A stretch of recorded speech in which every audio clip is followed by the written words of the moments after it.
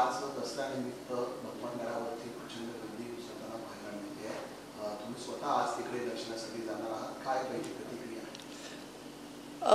खरं तर मराठवाड्यावरचं जे संकट आहे त्या संकटासाठी सुद्धा बांधावर आम्ही सर्व गेलो. आमचं ते कर्तव्य आहे.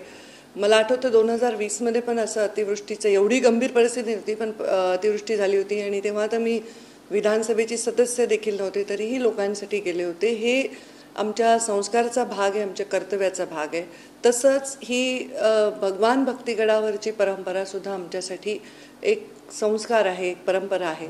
आणि मी लोक येऊ किंवा नाही येऊ, लोक कीर्ती करू किंवा नाही करू, मी म्हणजे कधीही ती परंपरा मोडणार नाही आहे, कारण ती लोकांसाठी सुरू केलेली परंपरा आहे.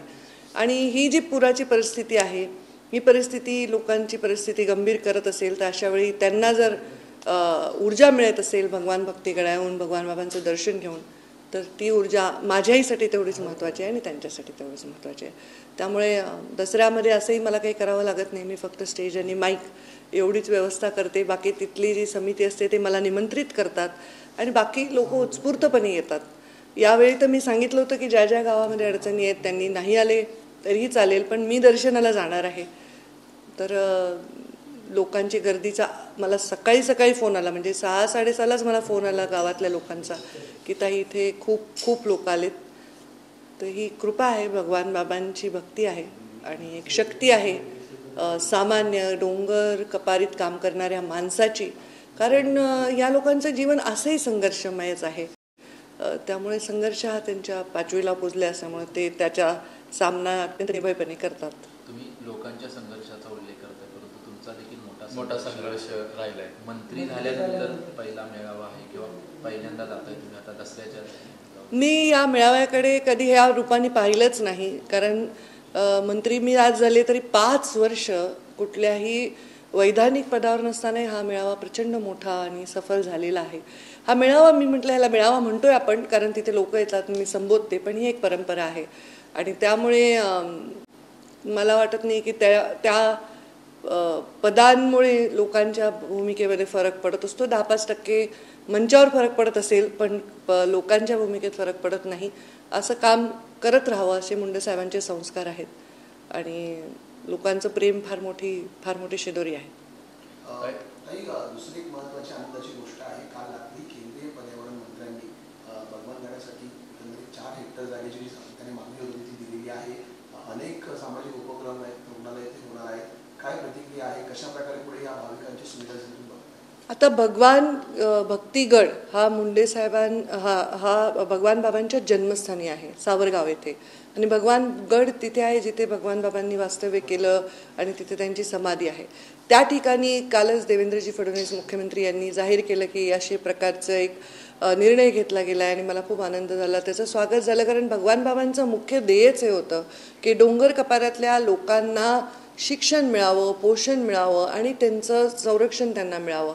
आत्ताच्या काळामध्ये तिथे जर काही सुविधा झाल्या, शाळा झाल्या, हॉस्पिटल झाले, तर एक खूप चांगली गोष्ट उभी राहील, काहीतरी समाजासाठी करणारी गोष्ट उभी राहील, याचा मला आनंद आहे. काल रात्रीपासूनच अनेक लोक आपलं भाषण ऐकण्यासाठी येत आहेत. आपला एक संघर्ष राहिला आहे.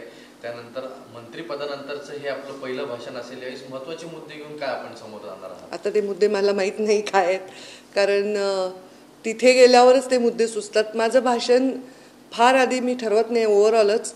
आणि भगवान भक्तिगडावरचे भाषण मी नेहमी मला हुरहुर असते मी काय बोलू, तर त्या विराट जनतेच्या रूपासमोर जे शब्द नॅचरली मला तिथे वाटतील ते मी नक्कीच बोलेन आणि ते मनापासून असतील, हृदयापासून असेल आणि ते त्यांच्या हृदयाला नक्कीच भेटतील. दोन विचार विशेषतः म्हणजे लोकांच्या प्रतिक्रियेतून कळाला. एक तर मोठ्या प्रमाणात ओबीसी प्रवर्ग आहे तो त्या ठिकाणी येत असतो, मुख्यमुक्त आहे.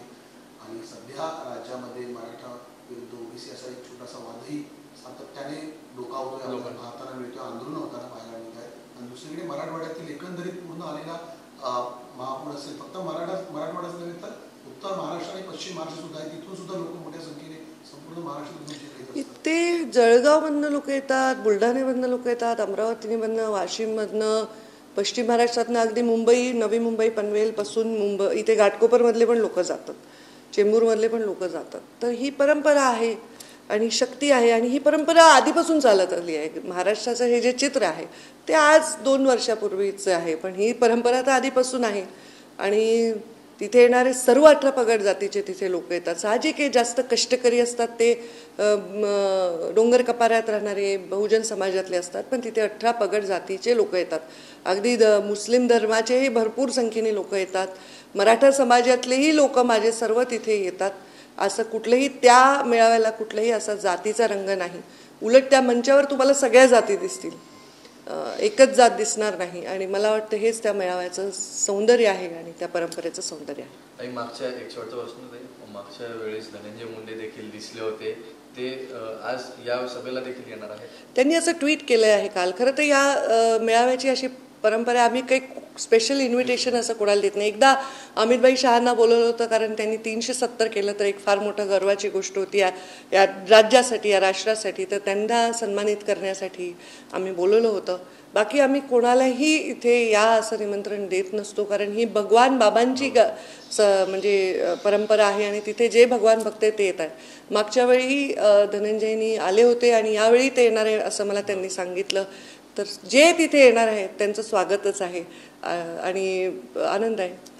थँक्यू.